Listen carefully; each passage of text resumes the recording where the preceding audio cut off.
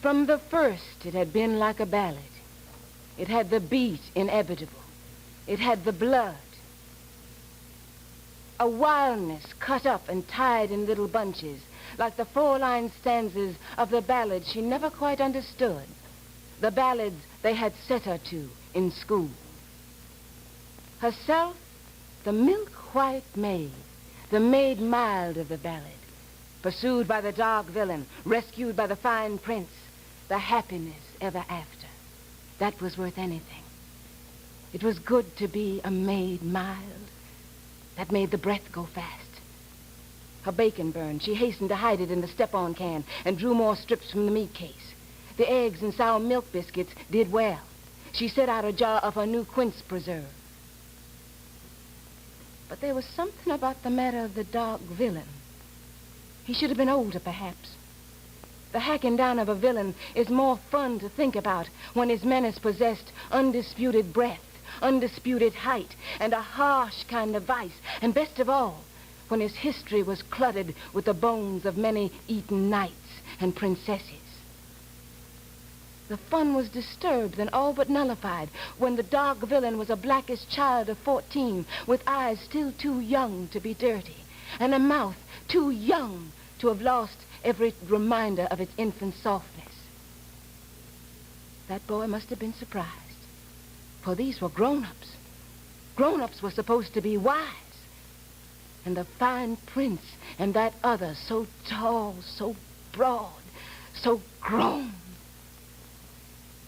Perhaps the boy had never guessed that the trouble with grown-ups was that under the magnificent shell of adulthood, just under, waited the baby, full of tantrums. It had occurred to her that there may have been something ridiculous in the picture of the fine prince, rushing, rich with the breadth and height and mature solidness whose lack in the dark villain was impressing her, confronting her more and more as this first day after the trial and acquittal wore on. Rushing with his heavy companion to hack down, unhorsed, that little foe. So much had happened now, she could not remember what that boy had done against her, or if anything had been done. The one thing in the world she did know, and knew with terrifying clarity, was that her composition had disintegrated. That although the pattern prevailed, the breaks were everywhere. She could think of no thread capable of the necessary sew work. She made the babies sit at their places at the table. Then before calling him, she hurried to the mirror with her comb and lipstick. It was necessary to be more beautiful than ever, the beautiful wife. For sometimes she fancied he looked at her as though measuring her, as if he considered, had she been worth it? Had she been worth the blood, the cramped cries, the little stuttering bravado, the gradual dulling of those Negro eyes, the sudden, overwhelming little boyness in that bond? Whatever she might feel or half feel, the lipstick necessity was something apart. He must never conclude that she had not been worth it. He sat down to the fine prince and began buttering a biscuit. He looked at his hands. He twisted in his chair. He scratched his nose. He glanced again, almost secretly, at his hands. More papers win from the north, he mumbled. More meddling headlines with their pepper words, bestiality and barbarism and shocking. The half sneers he had mastered for the trial worked across his sweet and pretty face. What he'd like to do, he explained, was kill them all. The time lost, the unwanted fame. Still, it had been fun to show those intruders a thing or two. To show that snappy-eyed mother. To show that sassy northern brown-black... Nothing could stop Mississippi. He knew that. Big fella knew that. And what was so good? Mississippi knew that. Nothing and nothing could stop Mississippi. They could send in their petitions and scar the newspapers with their bleeding headlines. The governors could appeal to Washington.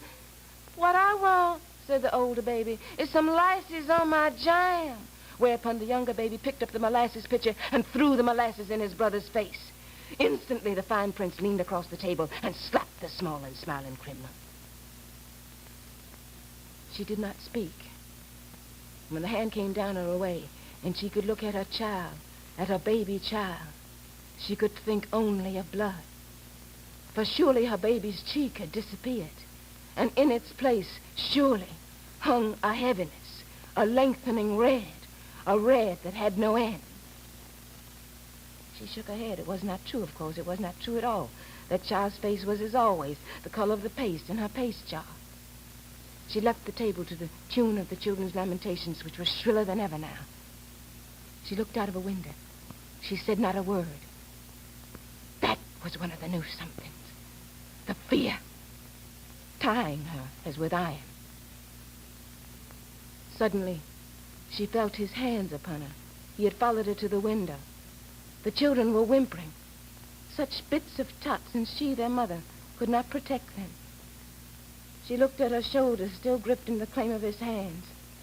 She tried, but she could not resist the idea that a red ooze was seeping, spreading darkly, thickly, over her white shoulders, her own shoulders, and over all of Earth and Mars. He whispered something to her, did the fine prince, something about love and night and intention. But she heard no hoofbeat of the horse and saw no flash of the shining steel. He drew her face around to meet his, and there it was, close, close, for the first time in all those days and nights. His mouth, wet and red, so very, very, very red, closed over hers. A sickness heaved within her. The courtroom Coca-Cola, the courtroom beer, and hate, and sweat, and drone pushed like a wall against her. She wanted to bear it, but his mouth would not go away, and neither would the decapitated exclamation points in that other woman's eyes. She did not scream. She stood there, but a hatred for him burst into glorious flower, and its perfume clasped them big, bigger than all magnolias. The last bleak news of the ballad, the rest of the rugged music, the last